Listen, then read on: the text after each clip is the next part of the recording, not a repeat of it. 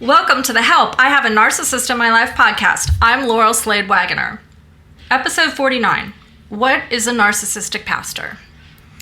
I'm here with my good friend and colleague, Dr. David Clarke, and we've done several joint podcasts together. We have a lot of overlapping clientele, and I'm sure you get asked this a lot. Oh, I do. About. Yes, I do. And the demand for these joint podcasts is so great. Yes. Laurel, yes. that we simply have to keep doing them, and we have fun anyway. Yeah. Oh, yeah. And if you don't know you have a narcissistic pastor, when you go to that guy for help, as part of the Matthew 18, which we'll talk about, that's where you're going to get jammed up. Right. No help. Right. And that's where the victims get re-victimized by the church. Right. So that's why we wanted to bring it out into the light. Right. And we wanted to help people understand that even though someone's a pastor, they still can be narcissistic. Yes, they can. In our experience, it's either the very weak, not a narcissist, but just a panty-waist, weak, ineffective, and he won't confront your husband or won't have the church support you, or the narcissist. He's certainly strong, but he's strong against you. If you're a woman, you're in trouble, and you'll just be dismissed. Right, because he's going to prioritize the marriage over fixing what's wrong with somebody else. He doesn't like to confront people. Right. He has such a high need to be liked that he Right. will not confront the abuser. Right. And it's the old boys club, too. You've seen this a million times. And the guy gets a pass. Yeah, and stay married at any cost. And if you're being destroyed, or you say you are, and your kids, too bad. God love you, and go on your way. Yeah, That's exactly. not what the scripture teaches. There No. should be confrontation of sin, but yeah, these guys aren't going to do it. Well, and that's a good point, because why is it allowed to happen? Why is there so much narcissism with the pastors? I mean, there's been some podcasts that have come out about the rise and fall of some big pastors. What do you think is contributing to? You know what I think? I think it's the perfect job for a narcissist. I mean, you think about it. The attention, the adulation, you're on a pedestal, he's the pastor. People hanging on your every word. Once a week, you get to speak to this group of people. It could be 50, 100, or 1,000 or more, and they're all focused on you. Right. Plus, this kind of a guy, he's the man. If he has a board, it's a rubber stamp. He's making all these decisions that affect all these hundreds of people's lives. Yes. Oh, if I'm a narcissist, I want it. And I can also hide behind God. There's a spiritual, cloak of invincibility or legitimacy that I also like. Not just me talking, because they'll often say, well, here's what the Bible says. Now, they're misinterpreting it. So, it is perfect if you're a narcissist. And there's a lot of non-denominational churches that they don't have to go through a lot to become a head pastor. Right. They kind of can get promoted through the ranks. Maybe they're serving, maybe they facilitate groups. Anybody can start a church. So they're not doing psychological testing and different things to weed out people who are narcissistic. True. No training and no accountability, of course, of any kind. Now, I've known pastors. I've done a lot of speaking in my career. That was a season I went through, and I would meet a pastor who was not a narcissist, but very strong, loved the Lord, in charge, but a very different. He was a godly man. He had men on his board that were helping him. Often the wife was a team member. These guys don't operate that way. No. They call the shots. And they're drawn, I think, to the non-denominational churches or the independent churches where there's not a hierarchy. Right. You can't implement church discipline and use that Matthew 18:15 through 17 because there's nowhere to go up to get the help. Right. So He's the final authority. Yeah, which of course is not biblical. You need to have the churches I've been to. There's a board, a pretty strong board, maybe a strong pastor, but the board has the final say. You have to have votes. You have to compromise. You got to work with people. These guys don't do that. No, they set it up so that there's no accountability. There's no visibility on what they're doing, and there's no accountability. Right. Yeah. And of course, just like a narcissist, any kind of criticism of anything he's doing, let alone if you're in an abusive situation and Pastor help me, is seen as a personal attack. Right. And you will be shut down. Ignored at the least. Could be worse than that.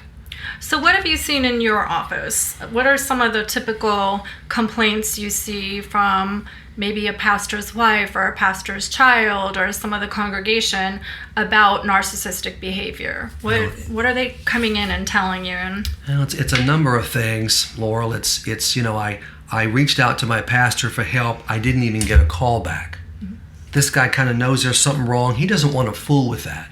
If they get a call back, it's not from him, or it'll be an email or a text. Okay, and he'll shunt you off onto somebody else.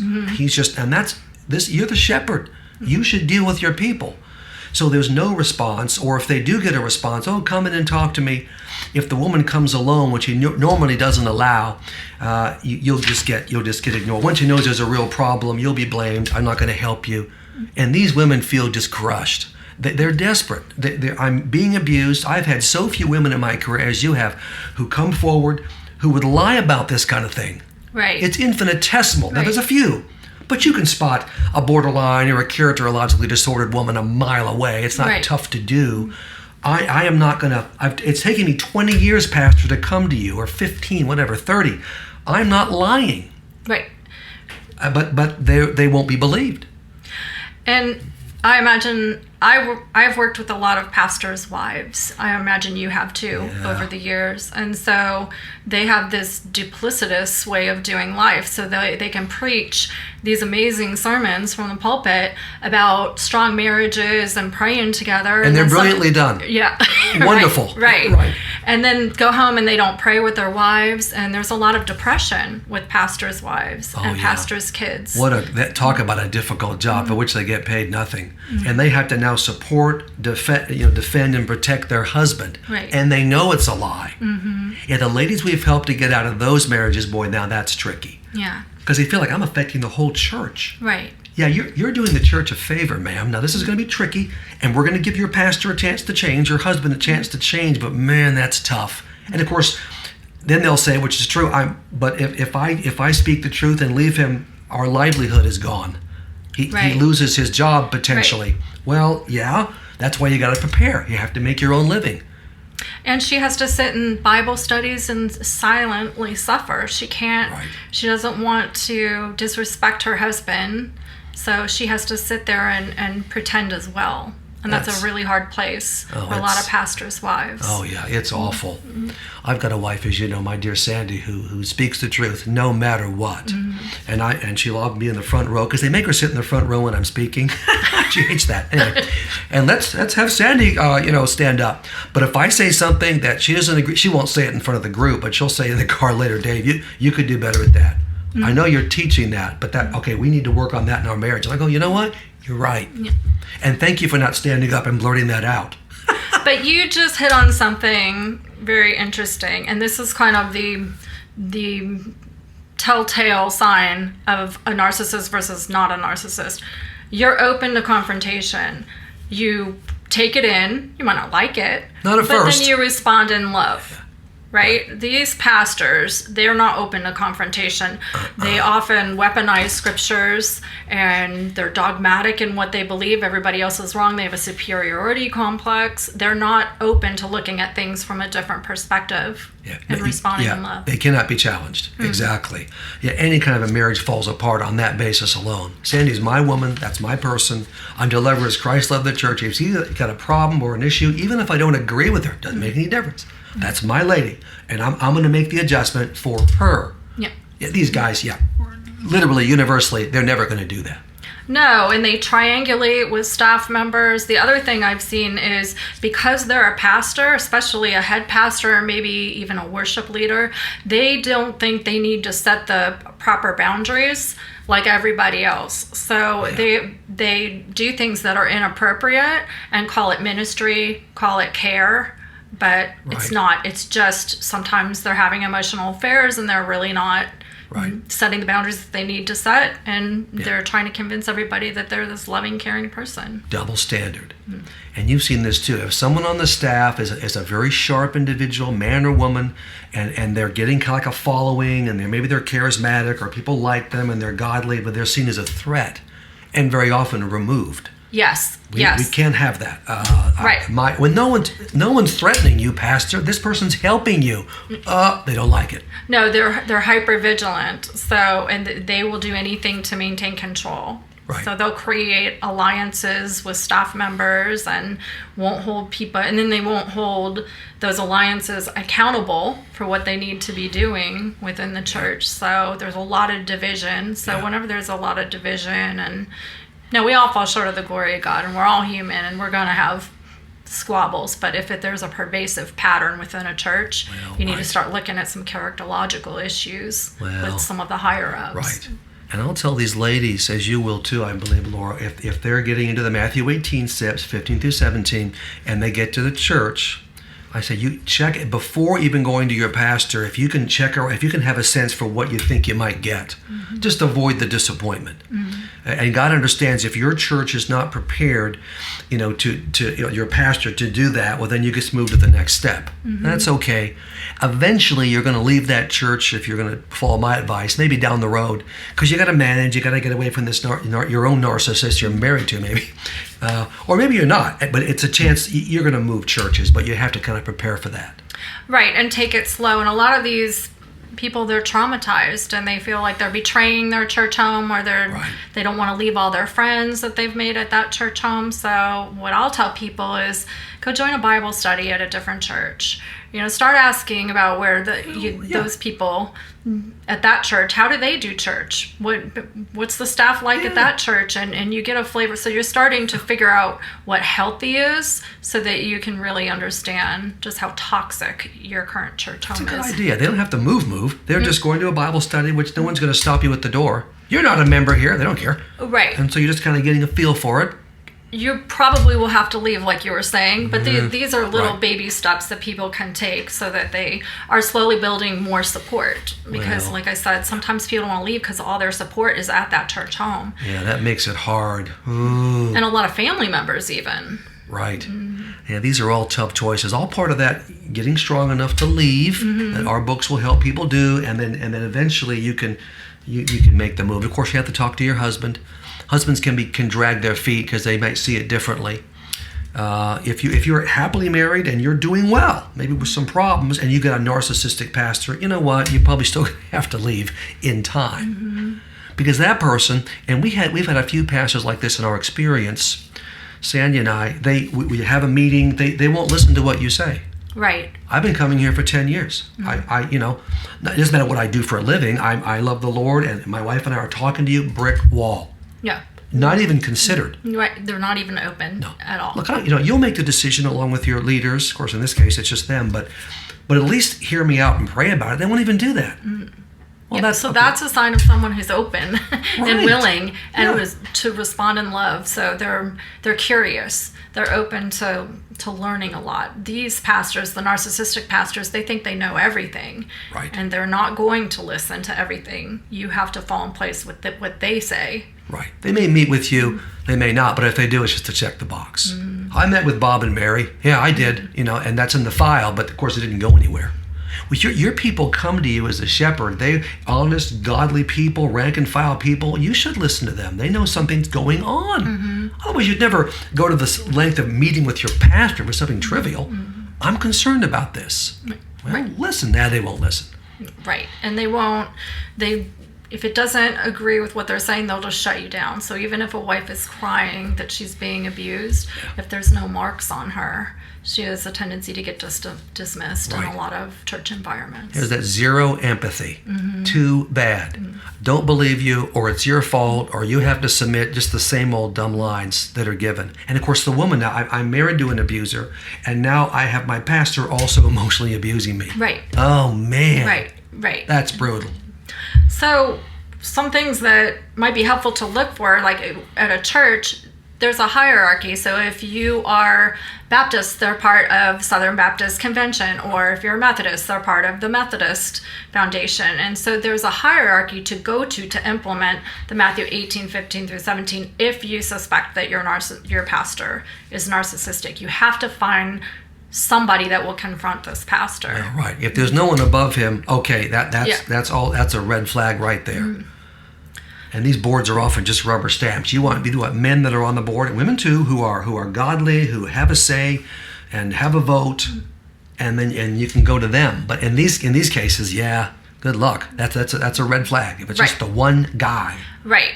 And also, when you're church shopping, look for a pastor who has a covenant group or who's willing to talk about his accountability and who holds him accountable. Our pastor has that. Yes, he talks about his covenant group. I love that. All the time. Man, that's a big deal. This guy's not going to have that. No. He has no need for it. No.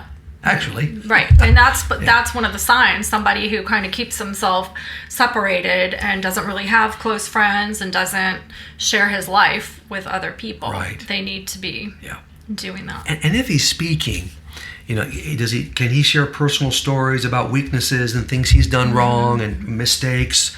Not maybe in detail, but enough to know he's a real human being. The narcissist isn't going to do that. He's never made a mistake in his life. Right. Or it's somebody else's fault. So you're not going to get those kind of stories. And I think that is another good sign if you've got a pastor who's just open. And I'm a sinner too. And we're all in this together. And humble. And yes. So something that our pastor, I don't know if our listeners know, we go to the same church home, but our pastor, he'll say, I'm preaching to myself. Anybody who wants to listen can come along and listen. But he's really preaching to himself. There's just a spirit of humility. I love Matthew. He's got the whole package, but he's a very confident person. He's very godly, speaks beautifully and articulately. And I think is a great leader, but at the same time, yes, he is humble.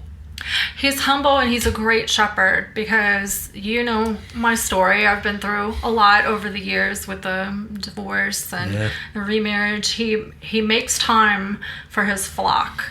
But he makes time, and it's appropriate. Every time I've ever met with him, it's in his office. His secretary is right there. The door's left open or cracked. Like he's a good person, and he's trustworthy. He is. You can call him. He'll meet with you. Right. And then he'll have some kind of an idea of how to help you. And you feel supported. Yeah. That's a big deal. So that's some of the things to look for, too. If a pastor is kind of getting his emotional needs met through the caring and maybe blurring some lines, if it's a male pastor with a female, you don't meet in person and develop a strong emotional attachment. Right. And these guys can do that. That would kind of fit the pattern here. They live close to the edge. And man, that even if nothing really happens, it looks like it is, and you're playing with, it's like Samson, you're playing with fire. Yes. Don't do that. But because of their grandiosity, because of their specialness, they think they're special, they're entitled to do that. Yeah. And I can handle this. Yeah, exactly. Yeah. Nothing bad's going to happen to them. Right. So. Boy, when the Bible teaches, avoid even the appearance of impropriety. Don't even. Yeah, Matthew's very good at that, and I admire him for that. Very careful. Maisie would kill him anyway, his wife. But anyway, different story. She doesn't have to worry. He's solid. But we know about her. He's constantly referencing her. That's another thing. A Lone Ranger type pastor that doesn't really talk about his family, doesn't really talk about himself that way. Right. And we all love it when Maisie speaks, when she has a voice, because she's a very strong person too, and very cuts to the quick. You know she's a great partner, and she'll tell the truth. There's no question about that. And that's what Matthew wants. Yeah. Hey, would you tell me if I'm doing something wrong, a little out of line? With the narcissistic pastor, you'll draw back a nub if you try to say anything. And that's where I get people's apprehension. That's where I say, go learn, go get out of that church environment, build some support, gain some knowledge. There's a lot of information out there about narcissism now. You try to figure out the different ways they relate to people. They also make unilateral decisions. They make decisions, they use funds sometimes that benefits them personally, but it's not really in the best interest of the church. So, but they justify it somehow. Right. So if you're searching for a church home, look for one that has a board of elders, that has a very clear policy of discipline. You know, like the Matthew 18, 15 through 17. Right, they believe in that. Yes. And you can read the doctrinal statements of these churches, usually online, and get a real feel for what they do and don't do. Or a leadership board. If there's no board of, quote, elders, then if there's a leadership board, something, so it's not a Lone Ranger making all the decisions. Right. And these are fair questions to ask if you're calling in to the secretary or to somebody on staff to say, I'm thinking about joining your church or attending. Just those simple questions. Yes. Is the pastor accountable, and do you have a church discipline policy? Yeah, things like this. I think that's fair to ask. Yes, absolutely. If they won't answer them, move on. Right. And we want people to know this, because if you do have a narcissistic pastor, most likely you're going to have to change church homes. So we don't want you to repeat history. Right. And so be drawn to something different. Yeah, and that's refreshing. The ladies that we deal with, when they do move churches, whether they stay married or not, it's another great relief was a man they can trust, who's morally solid and loves the Lord and will meet their needs and will provide support as needed. That's what the church is for. Right. With a narcissist, you're on your own. Right. You're not going to get a dime of help because there's no need for help here. Just stay married and be miserable. Smile in the pew, and we move on. Right, in their status quo. They're not open to looking at things from a different perspective or doing anything different. They don't want a thing. They do not want a thing because somebody's going to be upset. Right. You're right, and we don't want that. Absolutely. These are giving units, and I don't want, don't, come on. And there's some good books out there on this specific topic. So there's a book that a lot of churches are doing as a Bible study. It's called a church called Tov, T-O-V, which means good in Hebrew, I believe. So that's a really good book. It's actually called A Church Called Tov, Forming a Goodness Culture That Resists Abuses of Power and Promotes Healing. That's a really good book. I hadn't heard of that. I just read my own books. And I have a book on this. I just know a lot of churches are doing that as a Bible study, which is great. So you want to read on healthy so you can recognize unhealthy. And then one about narcissism in the church, when narcissism comes to the church by Chuck DeGroat. That's another good one. That rings a bell somewhere. That's good. Okay, that's a good title. Yes. I'm sure it's solid. So there's so much of it out there. We're writing about it. We specialize in narcissism because we see so much of it, and so this is at a much bigger level. We deal with families and couples and individuals. So we don't waste time talking to these narcissistic pastors. Waste of time. We talk to the people that are affected by them. Hey, let's give our information so people can check out our resources. True. Okay. Good. Well, I have a couple of different books. My website is SladeWagonerCounselingServices.com. Slade-Wagoner, isn't it? Yes, Slade-Wagoner Counseling Services. You know my website better than I do. Probably because I refer yours and you refer mine. Right. So I have a couple of different books. Don't Let Their Crazy Make You Crazy. And then Don't Let Their Crazy Make Your Kids Crazy. Good. So... And you? My website is David E. Clarke, Clarke with an E, David E. Clarke, PhD.com. All the resources are there. Social media, the books I've written. The two on abuse, Enough is Enough, a step-by-step plan to leave an abusive relationship with God's help. Published by Moody, Miracle. Anyway, praise God for that. And then the follow-up, really the prequel, is 20 Lies That Keep You with Your Abuser. Right, because sometimes they're not ready to do the enough is enough. Not strong enough. They're paralyzed. Yeah. So that's a really good book. Yeah, and I've always believed our books dovetail just beautifully. We're covering different areas, but I think people need to buy all these books, and that's what I'm saying. my books are more if you're going to have to do life with that narcissist in some capacity, if they're an ex-spouse you're trying to co-parent with, or an extended family member, or you work with that person, that's what my books are. It's nitty-gritty information on how to get along without losing your sanity. Manage because you're going to have to. Yours are strategic, and what do you do to stop the abuse and get out? Right. So it's a 1-2 punch, but both are needed. Because unless God takes him out like he did Nabal, you're going to have that guy. Right, and I get so many people that just pray for that, but it doesn't happen. No, so we have to I don't blame them. It's worth a try. That's what I say. They just want relief. I know. Well, thank you for doing these joint podcasts. Oh, my pleasure. This is great fun. Hopefully it's helpful to people because this is a thing. This is an issue. Right. It is. Sadly enough, most pastors, of course, are godly and wonderful people, but there's that percentage. I don't know what it would be, but I think along with society, it's higher than it used to be. Yeah, I was talking to a seminary student who said there's two kinds of people that go to seminary. There's the people who really love the Lord and really have a heart for helping other people. And then there's narcissists because they want the control and they want the platform. Right. So. And you see that in the Bible too. I mean, you hate to say it, that the religious leaders of Jesus' day, the Pharisees, talk about narcissists. Oh my goodness. Yeah. Killed him to shut him up. Yeah. That was incredible. Oh, man alive. Of course they failed. But yeah, well, this was great fun. We'll keep doing it. Yes, we sure will. If you like this, you let us know. Let us both know. And we'll keep doing it. Yes, and email us with your questions if you have any questions. Yeah, by all means. Okay.